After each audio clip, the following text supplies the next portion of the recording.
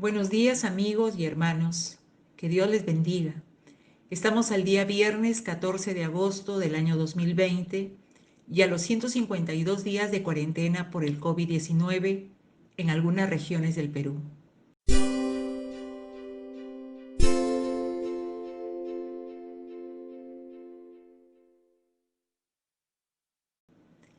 Seguimos con el libro de Isaías. Les invito a que me acompañen en esta breve reflexión sobre el texto que se encuentra a partir del versículo 6 para adelante, en el capítulo 1. Tenemos que Dios denunció el pecado de Judá por su profeta Isaías. Denuncia la bancarrota espiritual de su pueblo. Pero lo que queremos resaltar el día de hoy es que el Señor no quedó ahí solamente, en la denuncia y en señalarle y declararle su pecado a Judá, y más aún decirles que serían castigados. El día de hoy podemos ver que Dios les dice a continuación: ¿por qué querréis ser castigados aún? ¿Todavía os rebelaréis? Toda cabeza está enferma y todo corazón doliente. Desde la planta del pie hasta la cabeza, no hay en él cosa sana, sino herida, hinchazón y podrida llaga. No están curadas, ni vendadas, ni suavizadas con aceite. Es importante cómo Dios, a través de su profeta, declara este tema y les hace ver lo que viene a continuación, porque la paga del pecado es la muerte, porque el pecado trae mal, trae castigo, y aunque nosotros no querramos verla de esa manera, es lo que dice la Biblia, es lo que enseña la Escritura. Por eso es que ante un pueblo que se había alejado, que se había opuesto al Señor, que había rechazado a su Dios, cuyo corazón había sido ingrato con Dios, puesto que en lugar de haber confiado en el Señor, en su Dios, quien le dio absolutamente todo, entonces la actitud que tuvo este pueblo fue una actitud de deslealtad, de infidelidad, ¿no?, de rechazo a Dios. Se fueron a los ídolos y bueno, pues desecharon a Dios. Ante esta situación, el Señor les hace ver lo siguiente y les pregunta: ¿por qué querréis ser castigados aún? ¿Todavía os rebelaréis? Y precisa cuál es la situación del pueblo. Toda cabeza está enferma y todo corazón doliente. Desde la planta del pie hasta la cabeza no hay en él cosa sana, sino herida, hinchazón y podrida llaga. A partir de aquí, lo que viene a continuación en el capítulo 1 que estamos analizando es que hay un llamado al arrepentimiento verdadero. Y eso es lo que queremos resaltar el día de hoy. Que Dios señaló el pecado, declaró cuál era la situación de este pueblo, pero en el amor que Él le tiene a su pueblo, Él hace un llamado al arrepentimiento verdadero. Es lo que viene a continuación. Dios llama al pueblo a que se arrepienta. Eso es lo que el Señor quiere. El Señor no quiere destruir a su pueblo. Ese no es el propósito divino. Dios quiere que se arrepientan, que este pueblo, estando en la condición de pecado, de rebeldía abierta hacia Dios, lo que el Señor quiere es que se vuelva en arrepentimiento a Dios.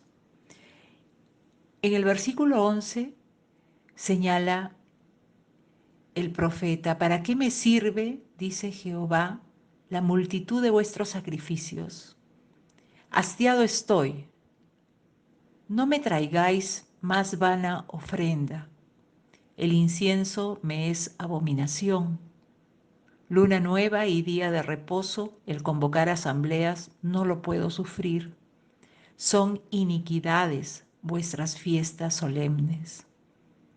Y, y lo que dice Dios, cansado estoy de soportarlas. Cuando extendáis vuestras manos, yo esconderé de vosotros mis ojos. Asimismo, cuando multipliquéis la oración, yo no oiré. Llenas están de sangre vuestras manos. Había llegado a tal punto este pueblo que Dios realmente estaba, y lo declara de esa manera, hastiado estoy de sus holocaustos, es decir, de los sacrificios que el pueblo hacía a Dios, que ofrecía holocaustos, que eran sacrificio de carneros, de animales gordos, pero todo eso Dios no lo quería. Y es más, se los decía, no me traigáis vana ofrenda. No lo puedo sufrir, son iniquidad vuestras fiestas solemnes, cuando cansado estoy de soportarlas. Cuando extendáis vuestras manos, yo esconderé de vosotros mis ojos. Y cuando multipliquen su oración, yo no oiré. Es decir, había llegado al punto, Dios ya no podía resistir esa actitud de parte del pueblo. ¿Para qué me sirve? ¿Para qué me sirve, dice el Señor, la multitud de vuestros sacrificios? Los sacrificios habían sido ordenados por Dios como vía para obtener el perdón de los pecados. Isaías no se está oponiendo a los sacrificios, a la oración, el culto colectivo y el holocausto. Solamente está condenando los homenajes formales y el culto vacío, que no estaban acompañados de una verdadera devoción. Y ese es el punto, que ya no había realmente una devoción sincera de parte del pueblo. Todo era como ritual. Existía, digamos, sacrificios, existían ofrendas a Dios, pero ese pueblo hace bastante tiempo que ya se habían alejado de Dios. Hacían lo malo. Conociendo a Dios, hacían lo malo. Por eso dice que el culto era un culto vacío, porque no estaba acompañado de amor al prójimo, de asistencia al huérfano, a la viuda. Entonces dice el profeta, ¿no? Ya no hay verdadera devoción. Seguidamente viene el requerimiento del Señor al verdadero arrepentimiento. Y esto nos enseña a nosotros a saber en qué consiste el verdadero arrepentimiento. Muchas veces nosotros podemos llorar porque hemos fallado y nos duele. Incluso podemos llorar y lamentarnos y pensar que de pronto eso es el arrepentimiento. Pero ir a la Biblia nos enseña a poder realmente reflexionar acerca de algunos temas que nos lleva a aclarar ciertos conceptos, como por ejemplo el concepto del arrepentimiento. En el versículo 16 de este capítulo 1 dice el Señor: lavaos y limpiaos, quitad la iniquidad de vuestras obras de delante de mis ojos, dejad de hacer lo malo. Aprended a hacer el bien, buscad el juicio, restituid al agraviado, haced justicia al huérfano, amparad a la viuda. Venid luego, dice Jehová, y estemos a cuenta. Si vuestros pecados fueren como la grama, como la grana, como la nieve serán emblanquecidos. Si fueren rojos como el carmesí, vendrán a ser como blanca lana. Entonces, aquí estamos viendo un requerimiento: lavaos y limpiaos. Y eso es un principio, el punto número 1. Cuando algo está mal, tenemos que lavarnos y limpiarnos, que viene a ser el primer paso. la limpieza, en este caso la purificación. Dios es un Dios santo, por lo tanto, Él le pide al hombre limpieza, a su pueblo le pide limpieza. Y lo que nos llama el Señor a través de su palabra es a que limpiemos nuestra vida. Lavaos y limpiaos. Quitad la iniquidad de vuestras obras. Dejad de hacer lo malo. Es un cambio prácticamente. Es decir, el Señor Dios le pedía a su pueblo que deje de hacer lo malo. En este llamado al arrepentimiento le dice, dejad de hacer lo malo. En el versículo 17, aprended a hacer el bien. Y me parece qué importante esto, ¿verdad? Una cosa que es tan esencial, pero que le dice a un pueblo grande, ¿no? Y que el Señor nos dice también a través de la palabra, de su palabra el día de hoy, aprended a hacer el bien. Es decir, deja de hacer lo malo y aprended a hacer el bien. Dos tareas, o diríamos, sí, pues, dos tareas. Primero, lavaos y limpiaos. Quitad la iniquidad de vuestras obras de delante de mis ojos. Dejad de hacer lo malo. Es decir, que si por ahí estamos haciendo algo malo, lo que el Señor nos dice es que dejemos de hacer lo malo y aprended a hacer el bien. El aprender es adquirir el conocimiento de una cosa por medio del estudio o de la experiencia. Entonces, qué importante es aprender. Ya somos gente adulta, pero a través de la palabra el Señor nos dice, aprende a hacer el bien. Busca el juicio, restituid al agraviado, haced justicia al huérfano y amparad a la viuda. Venid luego, dice Jehová, y estemos a cuenta. Si vuestros pecados fueren como la grana, como la nieve serán emblanquecidos. Si fueren rojos como el carmesí, vendrán a ser como blanca lana. Es decir, hay una aceptación, dice. Venid luego, o sea, primero lávate, deja de hacer lo malo y aprende a hacer el bien. Y luego ven, dice Dios, y estemos a cuenta. Si tus pecados fueren como la grana, como la nieve serán emblanquecidos. Y si fueren rojos como el carmesí, vendrán a ser como blanca lana. El carmesí era el color de un tinte rojo intenso y su mancha era casi imposible de remover de la ropa. Esta mención es probablemente en referencia a las manos manchadas de sangre de los homicidas. Imaginemos el homicidio, que es un pecado, pues, tan grave. Bueno, es un pecado, Dios mío, ¿no? Terrible. Pero si una persona se vuelve a Dios, Dios va a perdonar esos pecados. Porque así dice su palabra, que si fueren rojos como el carmesí, vendrán a ser como blanca lana. La mancha del pecado pareciera ser permanente, pero así como Dios prometió quitársela a los israelitas, Él puede quitarla de nuestra vida. No tenemos que vivir con la mancha del pecado por siempre. La palabra de Dios nos asegura que si nos arrepentimos y le pedimos perdón al Señor, Cristo nos perdonará y quitará nuestras peores manchas. Recordemos al rey David en el Salmo 51:7, cuando el profeta Natán fue a verlo por haber cometido David adulterio con Betsabé. Y David le dice a Dios, ten compasión de mí, oh Dios, conforme a tu gran amor, conforme a tu inmensa bondad, borra mis transgresiones, lávame de toda mi maldad y límpiame de mi pecado.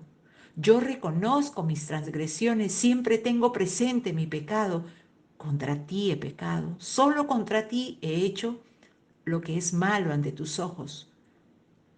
Entonces, lo que vemos aquí es que efectivamente David había pecado contra Dios, había adulterado y luego cometió homicidio, porque mandó a matar al esposo de Betsabé prácticamente, a Urías. De tal manera que lo que vemos en este Salmo 51 es un reconocimiento en principio de Dios, de la compasión y misericordia que tiene Dios para con el hombre, y un pedido, una oración de que lo lavara de toda su maldad. Él no se escondió ni se justificó. Él en el Salmo 51, versículo 3 dice, yo reconozco mis transgresiones y siempre tengo presente mi pecado. Y reconoce que contra Dios, contra ti he pecado, solo contra ti, y he hecho lo malo ante tus ojos.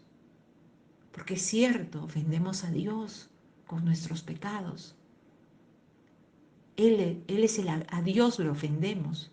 Por eso es que uno tiene que reconocer sus pecados y reconocer que a Dios se le ha dañado, se le ha afectado con nuestros pecados. Venid y estemos a cuenta, dice el Señor. El profeta Isaías declara que Dios está dispuesto a limpiar y perdonar si Judá se vuelve y acepta su santa provisión.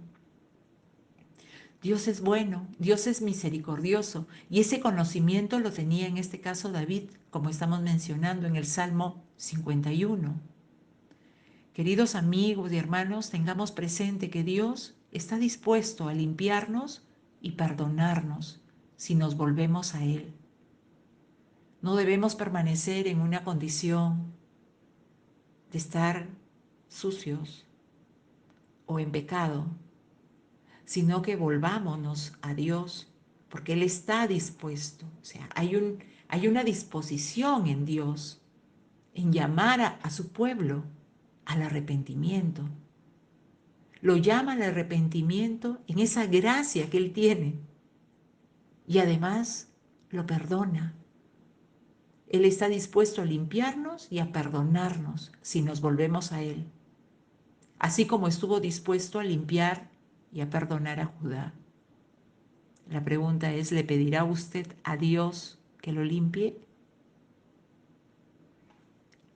En el versículo 19, el profeta dijo, si quisiereis y oyereis, comeréis el bien de la tierra. Si no quisiereis y fuereis rebeldes, seréis consumidos a espada, porque la boca de Jehová lo ha dicho. Aquí tenemos la amonestación y la promesa combinadas. Es importante que nosotros consideremos en este día